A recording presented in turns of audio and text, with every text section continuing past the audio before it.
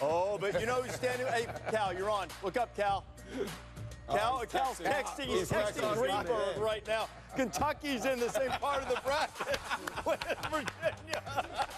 The Elite Eight, this is like Wildcats Central. Kansas State Wildcats, Arizona Wildcats, Davidson Wildcats, who take on the ultimate Wildcats, the 8-time national champion Kentucky Wildcats, who, by the way, if they get to the Final Four under John Calipari, Calipari will tie Adolph Rupp for the most tournament wins in Kentucky history. Cal joins us right now. So, John, I'm sure you're really pleased with your seeding and your placement in the bracket. What was your reaction? Well, I was in a car with my wife, and my phone blew up. And it was like one after the other, and I didn't know there were so many ways to say you got screwed again. That's what kept hitting my phone. And I'm like, what just happened? We couldn't be in the play-in game. Did they have a site in Anchorage? What? You're going to Boise. But you know what? Hey, look, I'm happy that my team, they have smiles on their faces. They're the youngest team maybe in the history of the NCAA to go in the tournament and try to play. There's never been a team this young, ever. And you know what? They're liking each other. They're falling into roles. It's taken time. The time was they have to learn as young people to conquer themselves before they worry about conquering somebody else. That means all the stuff, not only on the court, away from the court, your work ethic on the court. When you're tired, you still have 40% left. You don't let go of the rope. We had to go through that for 3 months.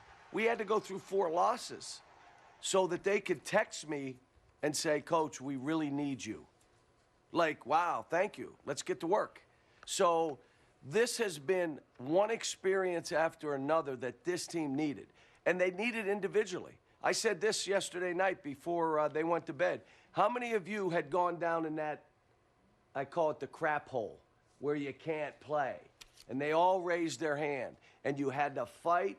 You had to convince yourself. You had to work your way out of it. And you had to shut it down, all the clutter, where everybody was trying to blame somebody else. You had to own your performance. That's what this season has been. I'm having a ball.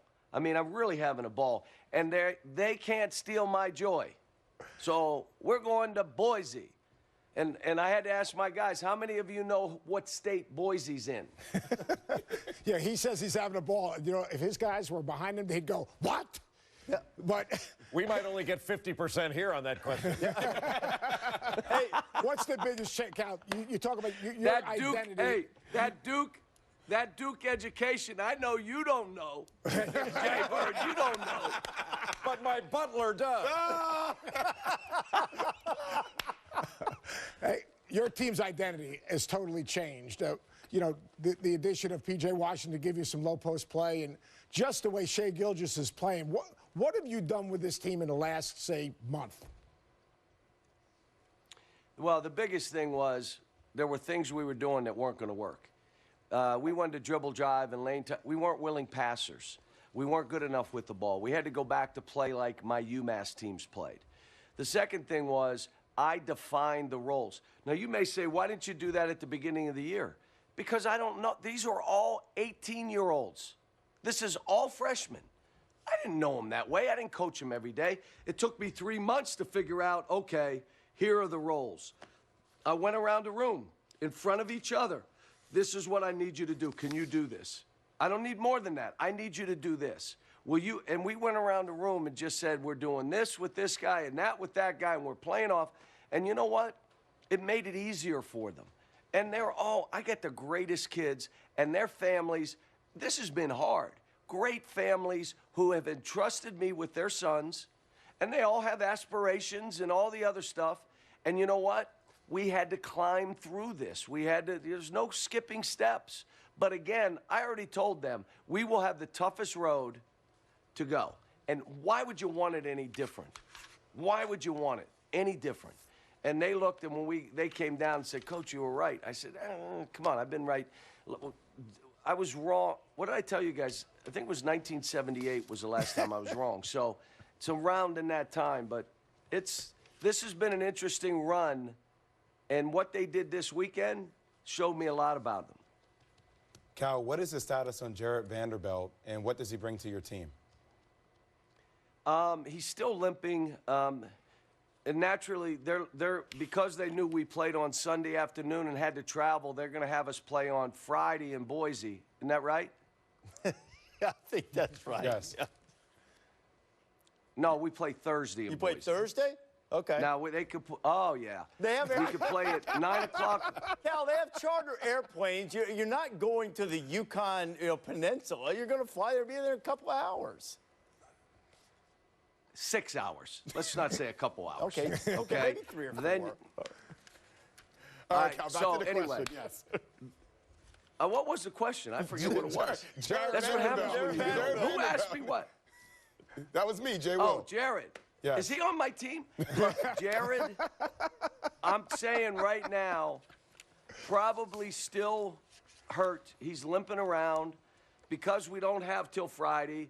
Tomorrow is an off day, so we can't do anything with him tomorrow. Tuesday is a practice day in the morning, and then we travel. So I would say by Tuesday I'm going to have an idea, but I will promise you, if he's not 195%, I won't play him. You can't play guys that aren't totally healthy. Can I just tell you, he wants to play. But I can't do it to him or us if he's not able to go full boat because the games are too intense. Cal, here are words that have never been spoken on television before. Here's Dick Vitale to get us back on track. Hey, Cal, I had you 2 times this week. Your defense really was superb. Much better defensively than when I saw you in the middle of the year. And also want you to explain the development of Knox moving without the ball, and your guy, Shai Gilgeous-Alexander, has become a star. So take those 2 factors, defense and those 2 diaper dandies, break them down for us.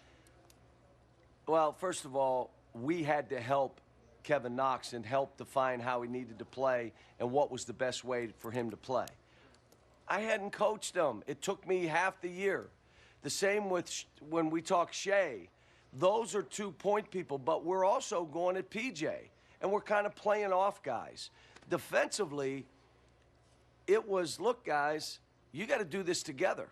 And we have to probably do more scout kind of stuff, but these guys are, they're really intelligent kids, really smart kids. They're great in film sessions. They ask questions. They're great in walkthroughs.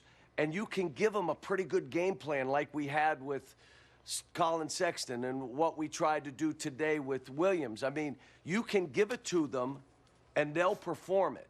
So, it just takes time. I mean, it's a step at a time, and, we got good players. It's not like this is like, good. No, I got really good players. There just happen to be 18 and 19. I mean, Kevin Knox is 18. Today, he's 18. I mean, he's like, should still be playing in high school. And we're going into the NCAA tournament with high expectations. And you're going to altitude in Boise. And I got a couple of things for you before I let you go, Cal. Number one, I did flight calculator, 4 hours, Lexington to Boise, wheels up, wheels down. You're good there.